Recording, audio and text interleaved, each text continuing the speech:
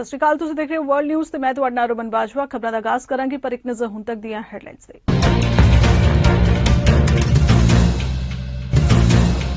Gaza ਵਿੱਚ ਰਿਹਾਇਸ਼ੀ ਇਮਾਰਤ ਵਿੱਚ ਲੱਗੀ ਭਿਆਨਕ ਅੱਗ, 7 ਬੱਚਿਆਂ ਸਣੇ 21 ਲੋਕਾਂ ਦੀ ਹੋਈ ਮੌਤ। ਮਾਰਚ ਵਿੱਚ ਭਾਰਤ ਦੌਰੇ ਤੇ ਆਉਣਗੇ ਆਸਟ੍ਰੇਲੀਆਈ ਪੀਐਮ। ਮਿਆਂਮਾਰ ਨੇ ਆਸਟ੍ਰੇਲੀਆ ਅਰਥ ਸ਼ਾਸਤਰੀ ਸਮੇਤ 4 ਵਿਦੇਸ਼ੀ ਤੇ 6000 ਹੋਰਾਂ ਨੂੰ ਕੀਤਾ ਰਿਹਾ। 55,000 ਓਨਟਾਰੀਓ ਐਜੂਕੇਸ਼ਨ ਵਰਕਰਸ ਦੀ ਯੂਨੀਅਨ ਵੱਲੋਂ ਮੁੜ ਹੜਤਾਲ ਉੱਤੇ ਜਾਣ ਦਾ ਫੈਸਲਾ। ਟੋਰਾਂਟੋ ਦੀ ਬਹੁਮੰਜ਼ਲਾ ਇਮਾਰਤ ਦੀ 14ਵੀਂ ਮੰਜ਼ਿਲ ਉੱਤੇ ਲੱਗੀ ਭਿਆਨਕ ਅੱਗ।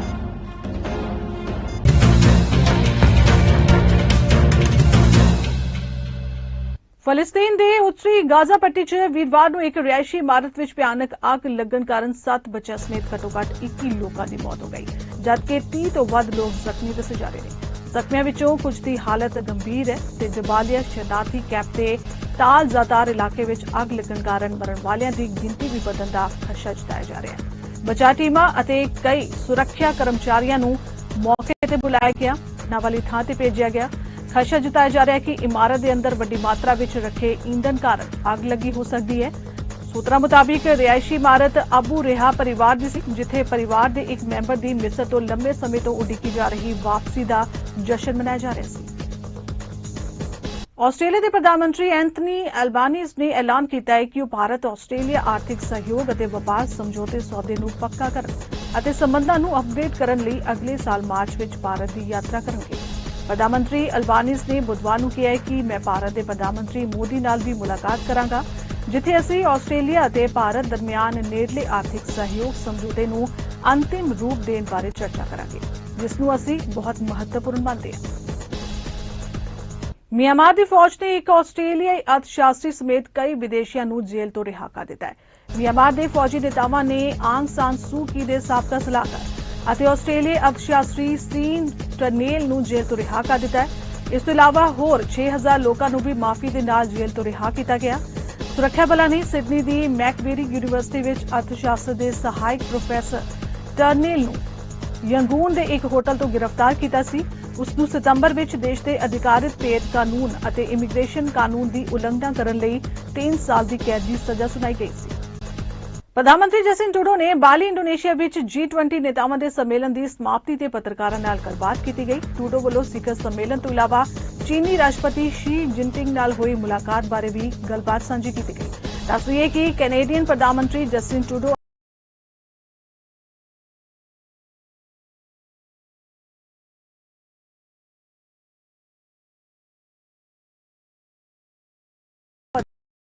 यूक्रेन की सरहद के नेड़े पोलैंड विच एक स्पष्ट मिसाइल हमले बारे भी टिप्पणी की। I've been very clear during this G20 that Russia's brutal war in Ukraine is appalling. After we learned the news of an explosion in Poland near the Ukrainian border, G7 leaders and other NATO allies had an important emergency meeting this morning. We need to remain calm, and that we need to gather the facts and find out exactly what happened with a full investigation. One thing that's certain is that the loss of life in Poland was a consequence of Russia's latest indiscriminate attacks on Ukrainians. Russia firing a barrage of missiles during the G20 summit, which they were a part of, proves their reckless behavior and their blatant disregard for the international system. These missiles are killing innocent people and destroying civilian buildings, and are yet another demonstration of why it's so essential to continue supporting Ukraine. This afternoon, the British Prime Minister and I spoke with President Zelensky. We conveyed our condolences for the terrible loss of life as a result of Russian attacks. We stressed the importance of a full investigation into what happened in Poland, and we made it clear that Putin's invasion of Ukraine is ultimately to blame for this violence. I also had a call with President Duda of Poland. I offered my condolences and offered support for the investigation that will get to the bottom of what happened. Since the beginning of Russia's invasion, the Polish government and the Polish people have stood strong and stepped up for Ukrainians. We share their sorrow as we salute their strength and resolve. Canada and our allies are unified behind Ukraine. This week, we announced that Canada will provide $500 million in additional military assistance for Ukraine, which builds on the $500 million from Budget 2022. In addition, we're extending the Canadian Armed Forces training mission of recruits of the Armed Forces of Ukraine in the UK for another year until the end of December 2023.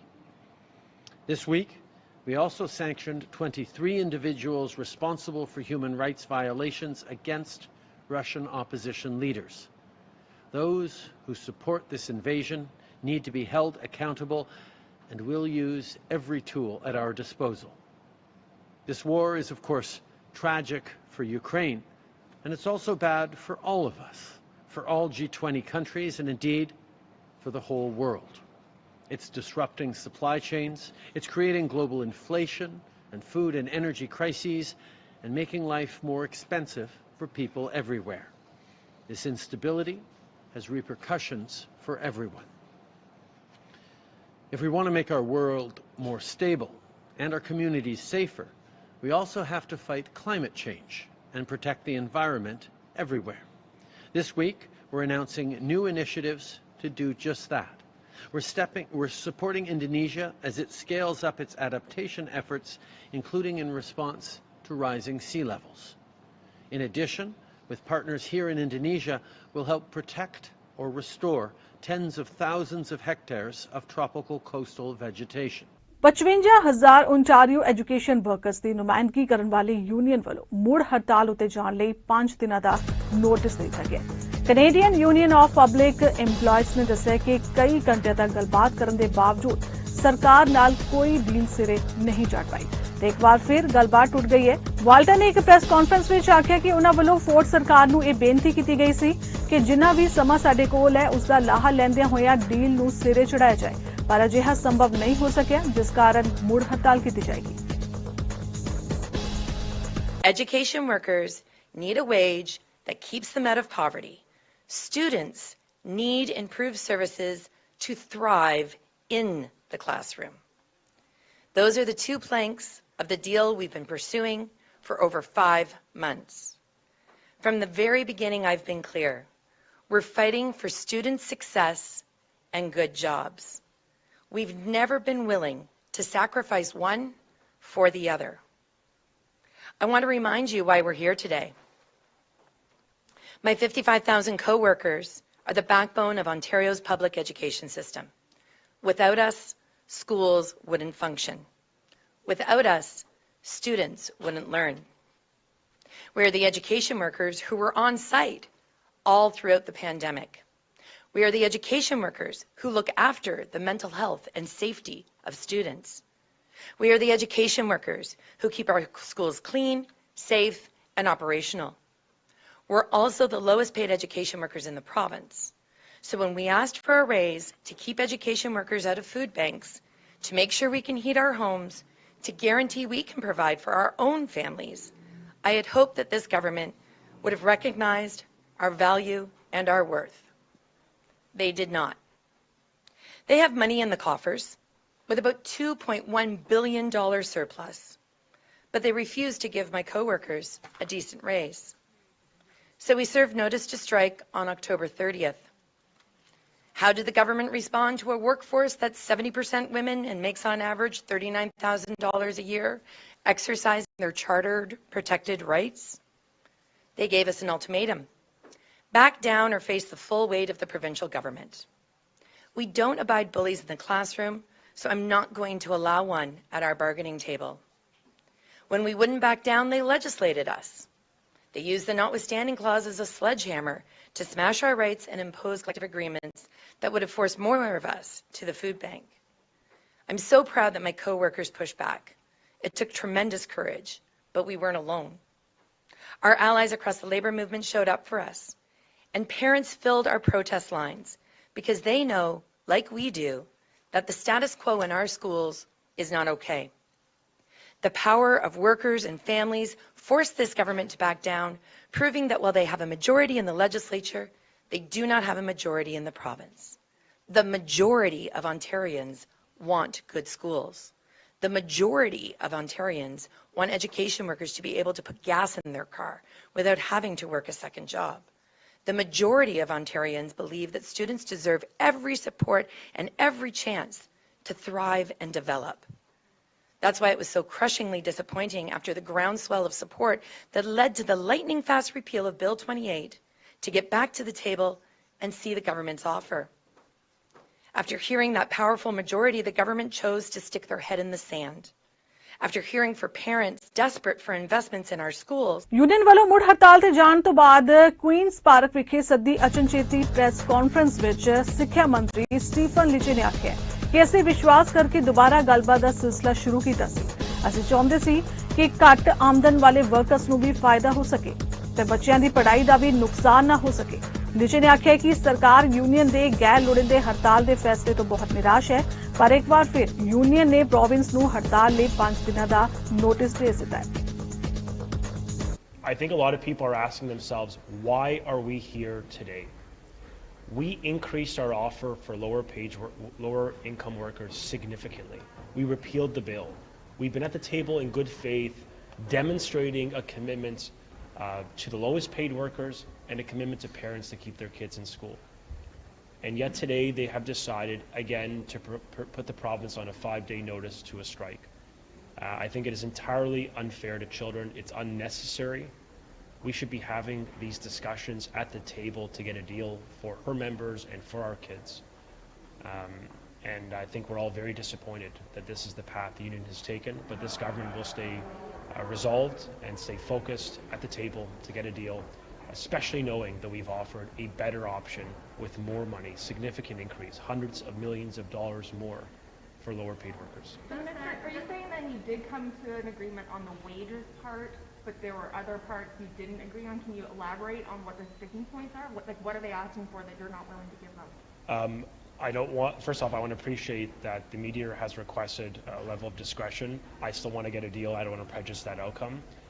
What I can confirm to you is their ask was that the lowest paid worker in this province gets more support and higher income.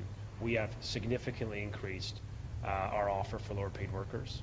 We did that. We actually did it multiple times, each and every time it was rejected. And I think that is very unfair. And as I noted, it is unnecessary that we're in this place again, that kids now have to potentially pivot to virtual learning. This is not fair to children, to working parents, to our economy. And I believe the union should be at the table, focused at getting a deal that is fair for workers, but most importantly preserves the in-person learning experience for children. So we've offered more, we fulfilled our end of our commitment to withdraw the bill, to increase the wages, and to act in good faith. And I would ask the union to come and stay at the table so that we can get a deal. Just to be clear, there is or there is not back to work legislation in the works, sir? The government is going to stay at the table to get a deal. That is our obligation. That is our focus. We want a negotiated settlement with the union. And we made very clear, we have increased the offer.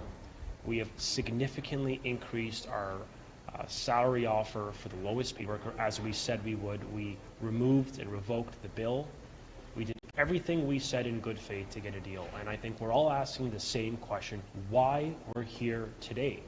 How is it possible after significantly increasing wages multiple times, repealing legislation, staying at the table and acting in good faith, we're in a position where children, again, may be out of class with their lives disrupted and that of their parents. I just think it's entirely unnecessary and frankly it's unacceptable. Brampton downtown विखे Rose Theatre विच सौं चुक समागम होया, जिस विच नवीं चुनी गई सिटी कौंसल दे वल्लों अगले 4 साल लई सौं चुकी गई। इस सौं चुक समागम विच सिटी कौंसलरां दे मैंबरां तो इलावा शहर दे कई मैंबर पार्लीमेंट अते मैंबर ऑफ प्रोविंशियल पार्लीमेंट ते पील पुलिस दे मैंबर भी खास तौर ते मौजूद रहे। इस वार दी चोणां दे विच पैट्रिक ब्राउन मुड़ ब्रैम्पटन दे मेयर चुने गए सन। उन्हां ने अपनी स्पीच विच ब्रैम्पटन दे लोकां दा धन्नवाद कीता अते सिटी नूं होर बेहतर बनाउण संबंधी काम करन दा भी भरोसा दिवाया।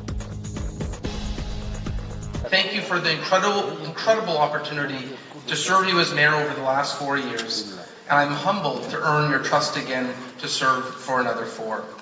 We are building a modern, transparent, accountable city, a city every Bramptonian can be proud of. Brampton is Canada's 9th largest city with a population over 700,000. We are growing at 3 times the provincial average and the fastest growing of the country's 25 big cities. BC ਦੇ ਸੂਬਾਈ ਸਿਹਤ ਅਧਿਕਾਰੀ ਦਾ ਕਹਿਣਾ ਹੈ ਕਿ ਪ੍ਰਾਂਤ ਵਿੱਚ ਇੱਕ ਮਾਸਕ ਫਤਵੇ ਦੀ ਕੋਈ ਲੋੜ ਨਹੀਂ ਹੈ। ਇੱਕ ਪ੍ਰੈਸ ਕਾਨਫਰੰਸ ਵਿੱਚ ਬੋਲਦੇ ਹੋਏ ਡਾਕਟਰ ਬੋਨੀ ਹੈਨਰੀ ਨੇ ਕਿਹਾ ਕਿ ਬ੍ਰਿਟਿਸ਼ ਕੋਲੰਬੀਆ ਦੇ ਲੋਕਾਂ ਨੂੰ ਮਾਸਕ ਪਹਿਨਣ ਬਾਰੇ ਵਿਚਾਰ ਕਰਨਾ ਚਾਹੀਦਾ ਹੈ ਪਰ ਮਾਸਕ ਦੇ ਆਦੇਸ਼ ਨੂੰ ਲਾਗੂ ਕਰਨ ਤੱਕ ਨਹੀਂ। ਹੈਨਰੀ ਨੇ ਕਿਹਾ ਕਿ ਮਾਸਕ ਦਾ ਹੁਕਮ ਉਦੋਂ ਲਿਆ ਗਿਆ ਸੀ ਜਦੋਂ ਟੀਕਾਕਰਨ ਦੀਆਂ ਦਰਾਂ ਘੱਟ ਸਨ ਅਤੇ ਇਕੱਠੇ ਕਰਨ ਤੇ ਪਾਬੰਦੀਆਂ ਸਨ। ਉਸ ਸੰਦਰਭ ਵਿੱਚ ਮਾਸਕ ਬਹੁਤ ਸਾਰੀਆਂ ਸਥਿਤੀਆਂ ਵਿੱਚ ਜ਼ਰੂਰੀ ਸਨ। ਹੈਨਰੀ ਨੇ ਕਿਹਾ ਕਿ ਅਸੀਂ ਹੁਣ ਬਹੁਤ ਵੱਖਰੀ ਸਥਿਤੀ ਵਿੱਚ ਹਾਂ। I too would like to acknowledge that we're here on the traditional territories of the Lekwungen-speaking people, the Songhees and Esquimalt First Nations, and we're very grateful to that. I also want to point out that today is Louis Riel Day, which is a time to learn and celebrate Métis history, values and culture.